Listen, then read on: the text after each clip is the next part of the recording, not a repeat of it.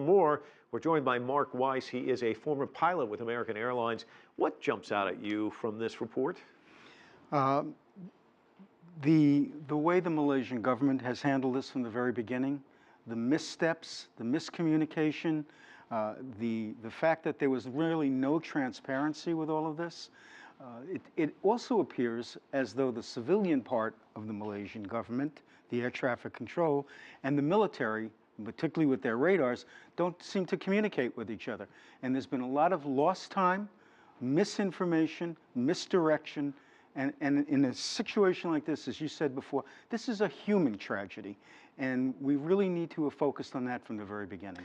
As a man who logged a lot of hours there as a pilot, how critical was it, this lack of communication, as you say, the civilian branch not speaking to the military? I mean, could that have made a huge difference, do you think? Well, you know, we have the timeline, a rough timeline, and we're hoping that this time there's some accuracy to that. We have a 17-minute lag between the handoff that Malaysian Air Traffic Control gave to Ho Chi Minh Center. 17 minutes is a long time. It isn't, and it is. It's a long time. We're keeping in mind that it was, you know, past midnight. It was 1 o'clock in the morning. You don't know if one of the pilots got out of the seat and there was a couple of minutes lag. So even if you take that into account, you take into account maybe the controller wasn't at the set at that moment, maybe 5-6 minutes. That 6 minutes could have cut that down. Then there's a lag. When you had the transponder turned off, and the transponder on the aircraft really kind of is a little envelope that tells you who you are, where you are, what your altitude is, and where you're going. It's kind of a protection that air traffic control has to give you that little space in the air that's yours.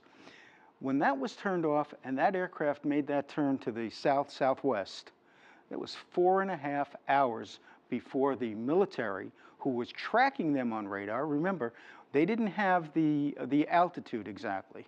And there's a lag probably of plus or minus 3,000 feet in what the military radars would have had for altitude. They were tracking that airplane, and all they knew it was a friendly airplane. Well, that wasn't supposed to be there. Mm-hmm. And why didn't they contact civil authorities at that time, or vice versa? Why didn't the civilian authorities also contact the military? They contacted many other centers in the area, Phnom Penh, Hong Kong, back to Malaysian authorities. Why didn't they contact the military?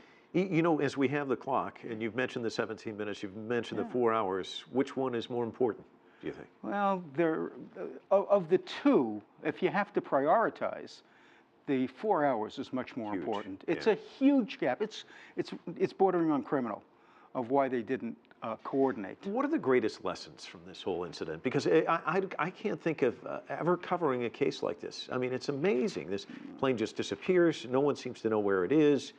This lack of transparency. I mean, as you said, there's been so many missteps along the way. Well, you know, I mean, this is being a piece of history.